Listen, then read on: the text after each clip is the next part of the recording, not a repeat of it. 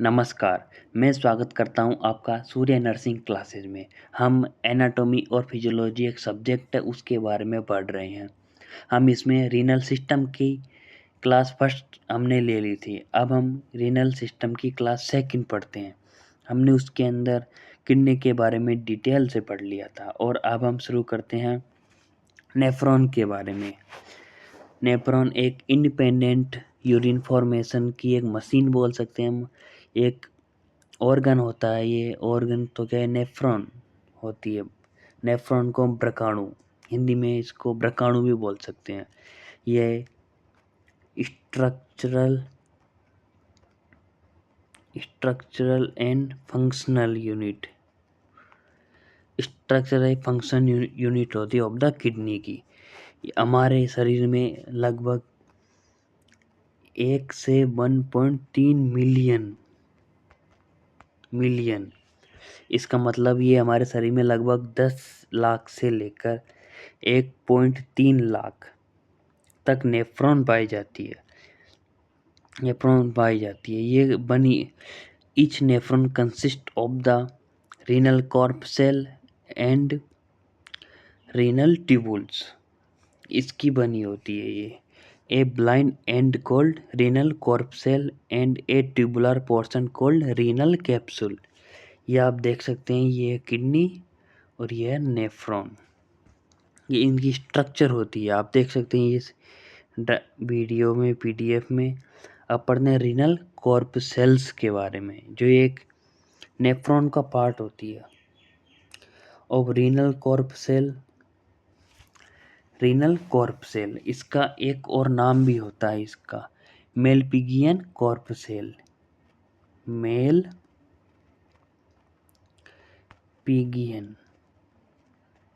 कॉर्पसेल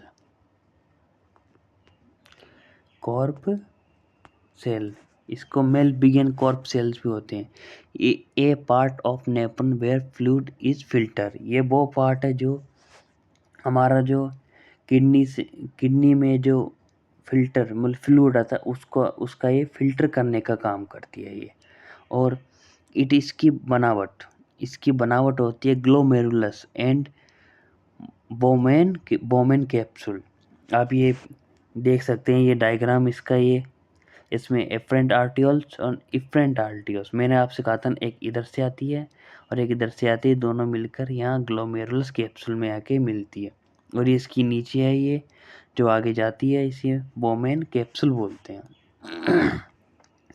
अब पढ़ते हैं ग्लोमेरुलस या बोमेन कैप्सूल। बोमेन कैप्सूल के बारे में अब हम डिस्कस करते हैं। तो बोमेन कैप्सूल होता है ये। बोमेन कैप्सूल ग्लोमेरुलस कैप्सूल या बोमेन कैप्सूल भी हम इसको बोल सकते हैं। Glomerulus like a hand wrapped around a ball. ये बॉल की तरह यह डबल वॉल एपिथेलियल कप जैसा होता है ये ball. It is double walled epithelial cup. ये देखो एपिथेलियल कप जैसा होता है। यार देखो, आप इसी स्ट्रक्चर देख सकते हैं, ये एक कप जैसी स्ट्रक्चर दिखाई दे रही है आपको। This is the blind and close end of the nephron. ये नेफ्रॉन का ब्लाइंड एंड होता है। नेफ्रॉन का ये ब्लाइंड एंड होता है ये। और इसके की पॉइंट्स, नेफ्रॉन आपको पता है स्ट्रक्चर फंक्शन यूनिट होती है हमारे शरीर में नेफ्रॉन की। इच नेफ्रॉन मतलब renal corpuscle plus renal tubules, इनकी बनी होती है ये nephron, renal corpuscle and renal tubules की। अब पढ़ते हैं नेफ्रॉन की स्ट्रक्चर। नेफ्रॉन की स्ट्रक्चर, इसमें क्या क्या होता है। अब नेफ्रॉन की स्ट्रक्चर, अब इसकी स्ट्रक्चर में हम पहले देखेंगे इसकी लोकेशन। ये हमारे शरीर में कहाँ लोकेट होता है। It always located in the cortex of kidney. आपको बता ही दिया कॉर्टेक्स ऑफ किडनी। अब कॉर्टेक्स होता है, मैंने आपको पहली क्लास में बताया, ये एक बाहरी हिस्सा होता है। ये बाहरी भाग होता है ये किडनी का। ये किडनी की एक तरह से हम बोल सकते हैं, ये किडनी के बॉर्डर पे पाया जाता है। अब इसमें नेफ्रॉन के अंदर 3 लेयर होती है ये। अब पढ़ते हैं हम पहली लेयर, सबसे ज़्यादातर हमेशा सबसे बाहर वाली, और बाहर वाले का काम पता ही है, हमेशा प्रोटेक्शन का काम ही होता है। हम पढ़ते हैं बाहर वाली आउटर लेयर, इसे ऑल्सो कॉल्ड बोलते हैं पेरिटियल लेयर। मेरी राइटिंग कुछ ऐसी है, पेरिटियल लेयर बोलते हैं। Simple squamous epithelial cell with basement of membrane. ये सिंपल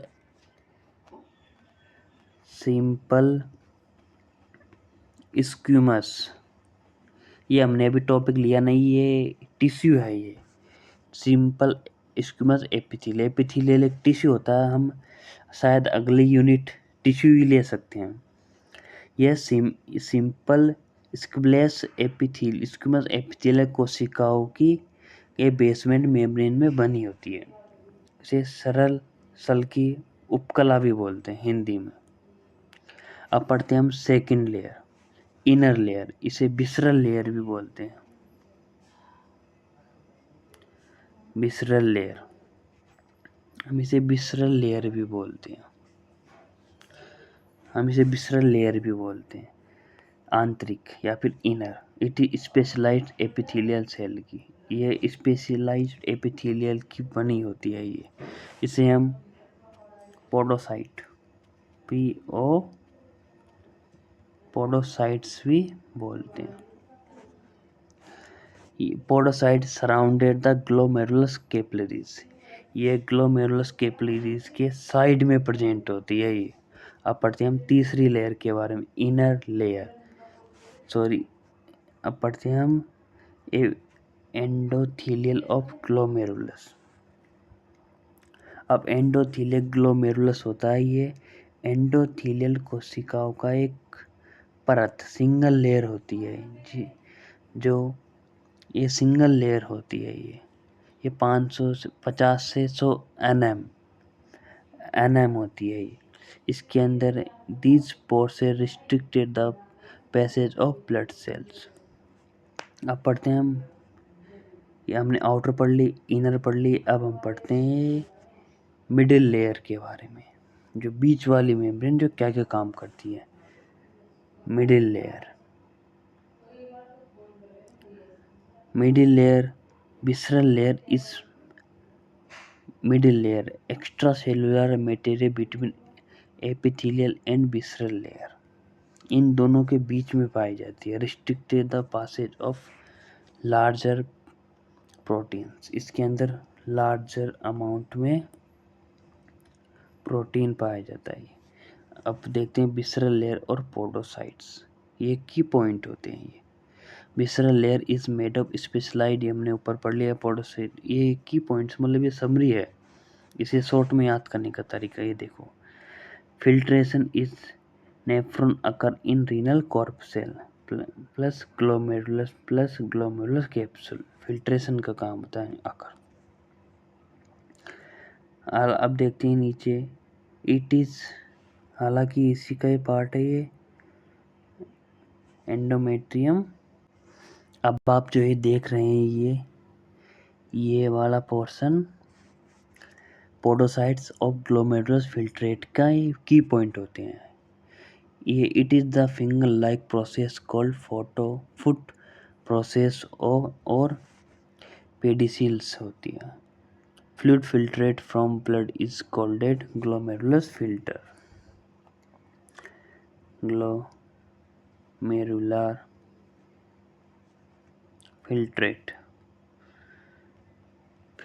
ग्लोमेरुलर फिल्ट्रेट बोलते हैं। ग्लोमेरुलर फिल्टर, यह रक्त को छानने वाले द्रव को ग्लोमेरुलर फिल्ट्रेट कहा जाता है। ये रक्त को छानने का मतलब फिल्टर करने का काम करती है ब्लड को। अब देखते हैं रीनल ट्यूब्यूल्स के बारे में। अब रीनल ट्यूब्यूल्स यह नेफ्रॉन का एक भाग होता है। ये मैंने बोला था ना, ये नेफ्रॉन बहुत दो बनी होती है, एक तो कॉर्पसेल की और एक रीनल ट्यूब्यूल्स की। अब पढ़ते हैं रीनल ट्यूब्यूल्स के बारे में।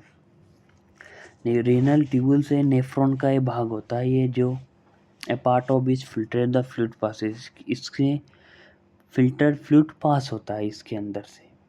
अब इसकी बनावट, ये किस किस से मिलकर बना होता है ये पीसीटी, लूप ऑफ हेनले और डीसीटी, इन तीन से मिलकर बना होता है रीनल ट्यूबुल्स। इन तीन से मिलकर बना था और इसकी लंबाई होती है 3 सेंटीमीटर। रीनल ट्यूबुल्स की लंबाई 3 सेंटीमीटर लंबी होती है renal tubules. The entire tubules portion of the nephron is composed of a single layer of epithelial tissue. Nephron ये एक नलिकाकार भाग होता है, ये एपिथेलियल कोशिकाओं का एक परत, एक लेयर होती है। ये एपिथेलियल की एक लेयर होती है। अब रीनल ट्यूबुल्स है 3 मेन सेक्शन। रीनल ट्यूबुल्स के 3 सेक्शन होते हैं। ये पीसीटी, लूप ऑफ हेनले और डीसीटी, ये 3 होते हैं। अब पढ़ते हैं पहला प्रॉक्सिमल कॉन्वोल्यूटेड ट्यूबुल्स के बारे में। पीसीटी के बारे में means tubules is colloid rather than straight. ये एक सीधी नली, एक सीधी होती है। ये सीधी होने की वजह कुंडलित या घूमी हुई होती है। ये सीधी नहीं, कोइल्ड रेदर देन स्ट्रेट, मतलब स्ट्रेट होने की बजाय ये घूमी हुई रहती है। ये ऐसे ये घूमी हुई रहती है। ये एपिसिटी is the position attached to the glomerulus capsule. ये वही है, ये ग्लोमेरुलस कैप्सूल इससे अटैच रहती है। इतना पोर्शन होता है ये पीसीटी का। पीसीटी ग्लोमेरुलस से, यह ग्लोमेरुलर कैप्सूल से जुड़ा होता है। किडनी के कॉर्टेक्स में स्थित होता है। ये किडनी के कॉर्टेक्स में लाइज द कॉर्टेक्स। अब ये 14 mm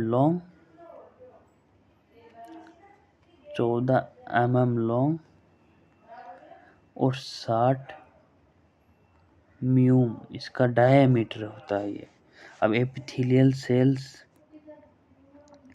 आर एपिथेलियल से make up the tubules are simple cuboidal epithelial and have a prominent breast border of microvilli on their epithelial surface facing the lumen.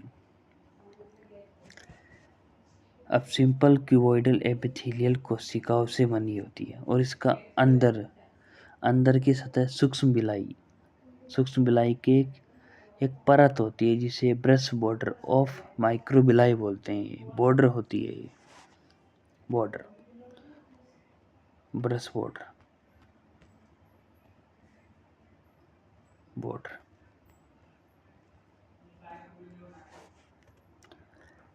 Breast border होती है।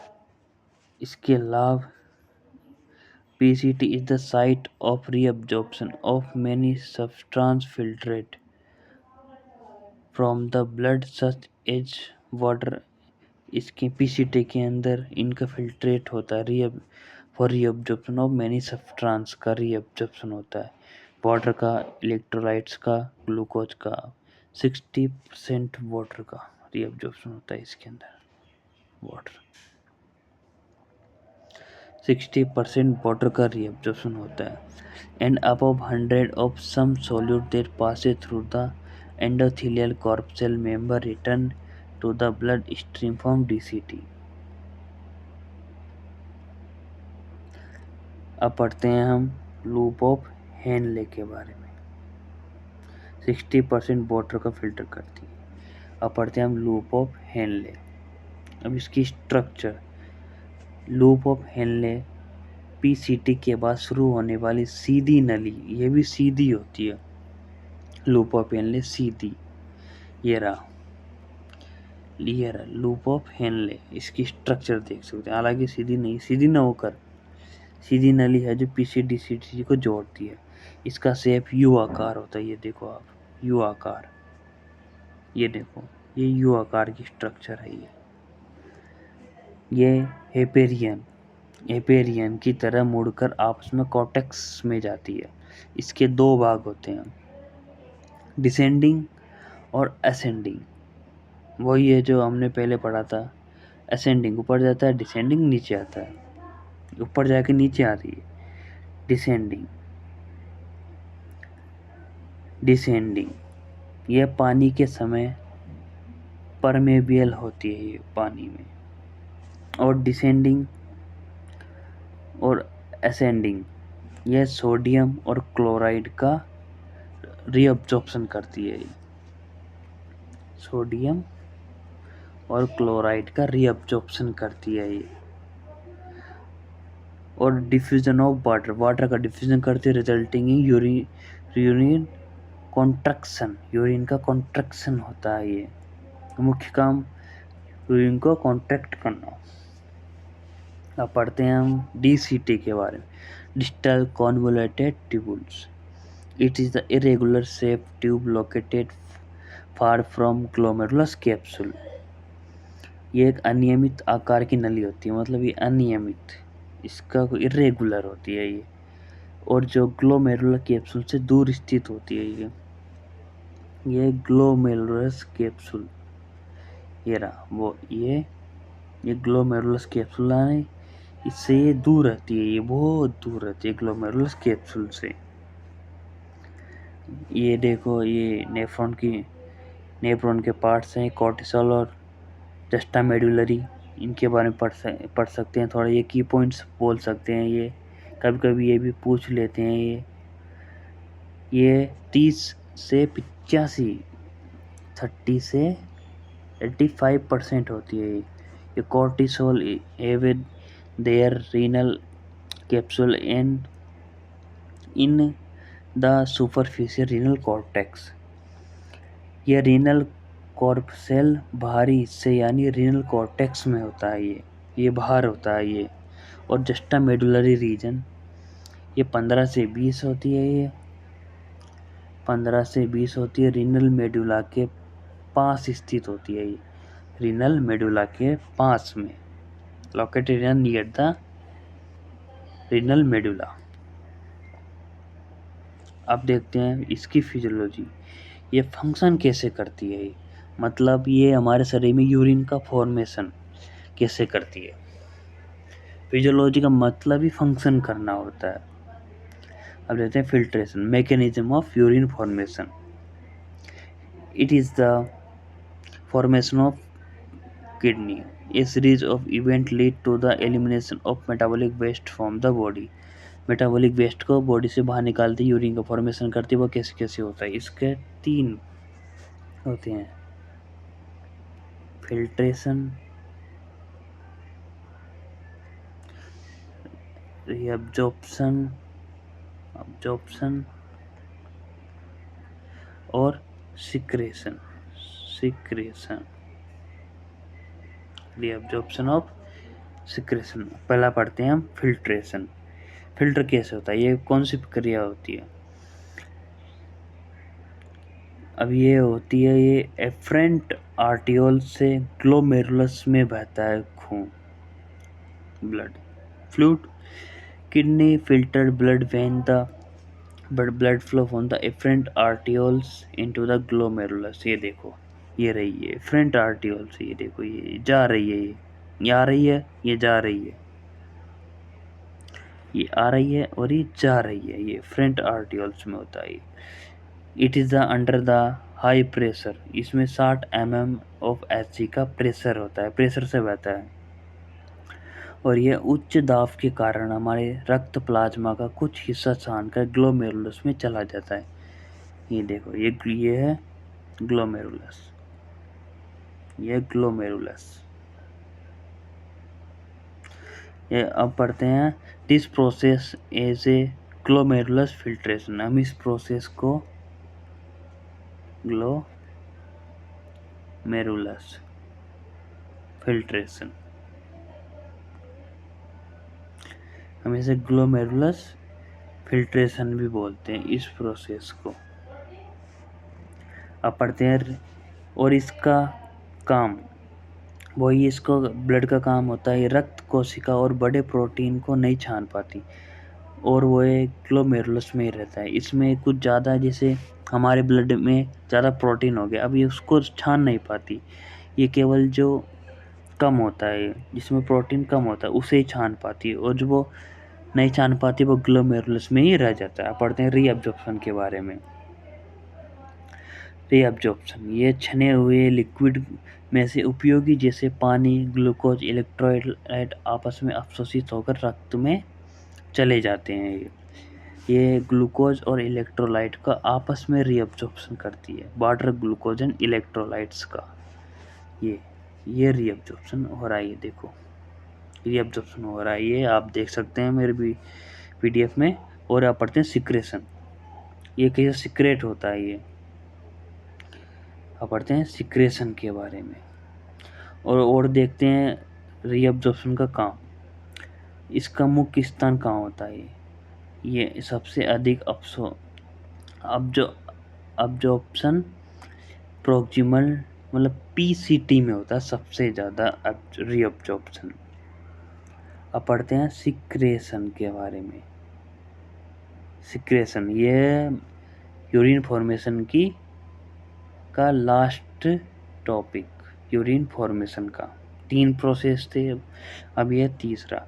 सम water substance excess iron are actively secreted from the blood into the tubules fluid mainly in the distal।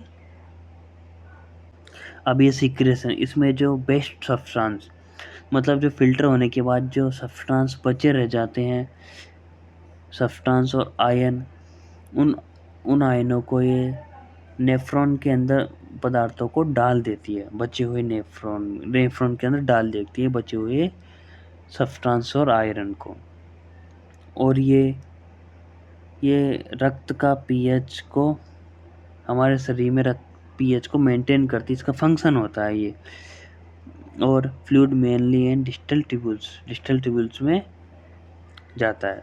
ये रहा, ये देखो, ये रहा।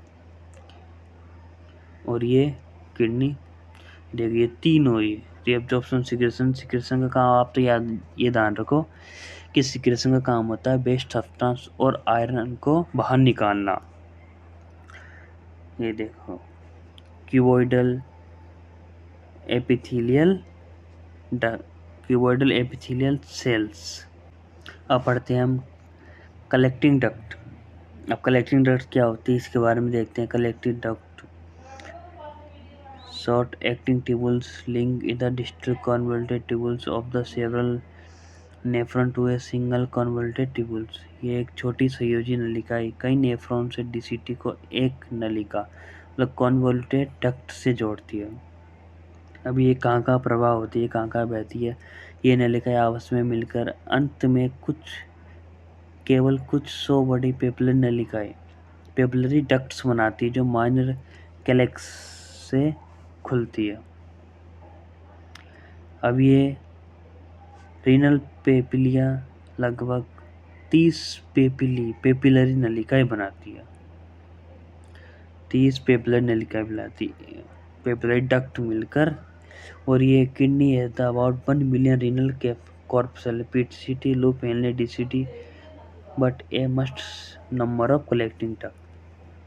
Kidney में लगभग 10 लाख रीनल कॉर्पसेल पाई जाती है जो पीसीटी, हेनले लूप, टीसीटी होते हैं, लेकिन संघनन नलिकाओं की संख्या में काफ़ी कम होती है और कैपिलरी नलिकाएं तो और भी कम होती है। ये आप देख सकते हैं, ये कॉर्टिकल नेफ्रॉन, मेडुलरी इनका पार्ट्स हैं, ये नेफ्रॉन का पार्ट्स होता है। ये ज़्यादा हार्ड नहीं, आप देख लेना, मैंने इसमें लिख रखा है।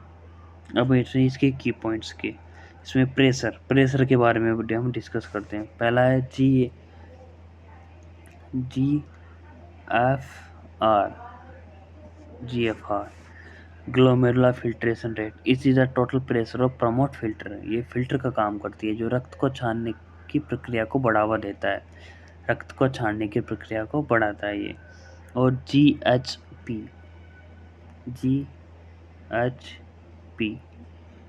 अब GHP ग्लोमेरुलर हाइड्रोस्टैटिक प्रेशर होता है। ये GFR के अंदर द्रव को स्टैटिक दबाव, ये दबाव बनाती है, लगभग 55 से 60 mmHg होता है ये, इस पर प्रेशर।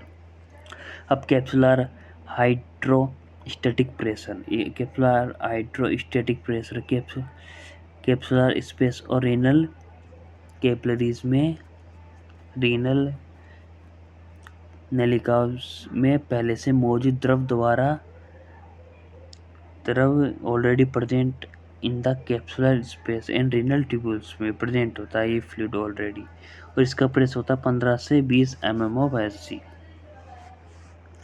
और आप इसमें देख सकते हैं, ये देखो और डिटेल में, ये साइड में मैंने लिख दिया ये GFR के और डिटेल। अब blood colloid osmotic pressure, blood colloid osmotic pressure, यह ब्लड में प्लाज्मा में मौजूद एल्यूमिनियम ग्लोबुलिन फिब्रिनोजन के कारण इसमें दबाव होता है।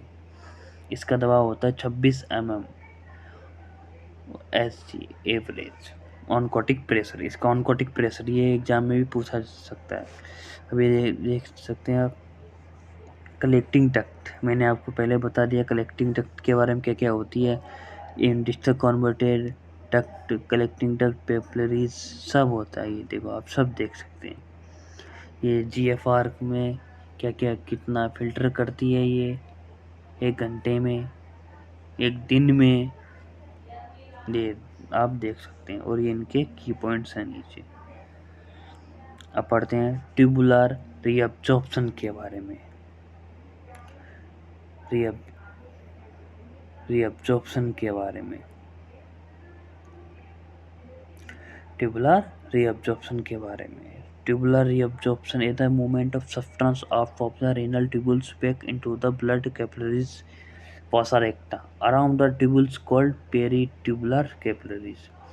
अब रीनल ट्यूबुल्स से दबाव को निकालकर आपस में चार और स्थित रक्त कोशिकाओं में जाने की प्रक्रिया को, यह रीनल ट्यूबुल्स में जो अपशिष्ट पदार्थ होता है का निकलकर आपस में चारों ओर स्थित हो जाती है रक्त कोशिकाओं में जाने की प्रक्रिया, वो रक्त कोशिकाओं में जाकर प्रक्रिया होता है, इसे रीअब्जॉर्प्शन कहते हैं। वासा रेक्टा ब्लड कैपिलरीज में जाती है, ये वासा रेक्टा बोलते हैं इसे। अब साइट ऑफ रीअब्जॉर्प्शन, अब इसका रीअब्जॉर्प्शन कहाँ होता है, ये ब्लड में इसका रीअब्जॉर्प्शन कहाँ होता है, साइट ऑफ रीअब्जॉर्प्शन, इसका रीअब्जॉर्प्शन एक तो PCT में। अब PCT में कितना होता है ये देखो, PCT make largest contribution reabsorption, ये लार्जेस्ट होती है रीअब्जॉर्प्शन, इसमें माइक्रोबिलाई होने के कारण ये रीअब्जॉर्प्शन किस को बढ़ाता है। अब इसमें देख सकते हैं आप 80 से अमीनो एसिड 80 से 90 और HO3 65% वाटर 5 क्लोराइड, ये सब होती है। ज़्यादा लंबी नहीं खींचेंगे हम क्लास को। और आप देख सकते हैं ये रहा इसका पूरा नेफ्रॉन की PCT, ECT, DCT, loop of Henle, particular capillaries. अब reabsorption in loop of Henle, loop of Henle में कितना फिल्ट्रेशन होता है, एब्जॉर्ब 10 से 20% होता है, HO3 15%, वाटर का 20 से 30%, सोडियम, कैल्शियम एंड पोटेशियम, और 35% क्लोराइड का क्लोरीन। रीअब्जॉर्प्शन इन DCT डिस्ट्रिक्ट कन्वर्टेड ट्यूबुल्स में 10 से 15% फिल्ट्रेट होता है ये। अब ट्यूबुलर सिक्रेशन में कितना होता है, ट्यूबुलर मतलब नलिकाएं स्रावन, ट्यूबुलर सिक्रेशन में कितना होता है। Tubular secretion remove material from the blood and add them to filtrate. अब ट्यूबुलर सेल यह एक ऐसी प्रक्रिया होती है जो रक्त के अपशिष्ट पदार्थों को हटाकर, मतलब उसमें रक्त को फिल्टर करके उन्हें आपस में फिल्ट्रेट में मिलाती है, छने हुए लिक्विड में मिलाती है, ऐड करती into the filtrate. These substances are secreted through the either an active transport mechanism or result of diffusion across membrane. ये पदार्थों को एक्टिव ट्रांसपोर्ट के द्वारा झिल्ली मतलब मेम्ब्रेन के पार, मेम्ब्रेन को क्रॉस करके डिफ्यूजन के माध्यम से उनका सिक्रेशन करती है, स्त्रावित करती है। ट्रांसपोर्ट देखो, these substances are secreted through the either on active transport mechanism or as a result of diffusion across the membrane को अब ये देख सकते हैं आप, इसकी समरी है ये शॉर्ट में ये रीअब्जॉर्प्शन और सिक्रेशन। अगर आज आपको मेरी क्लास पसंद आई तो लाइक सब्सक्राइब कमेंट भी कर सकते हो, और आप अगर आपको नोट्स चाहिए ऐसे कलरफुल तो कमेंट कीजिए, मैं आपको नोट्स प्रोवाइड करा दूँगा।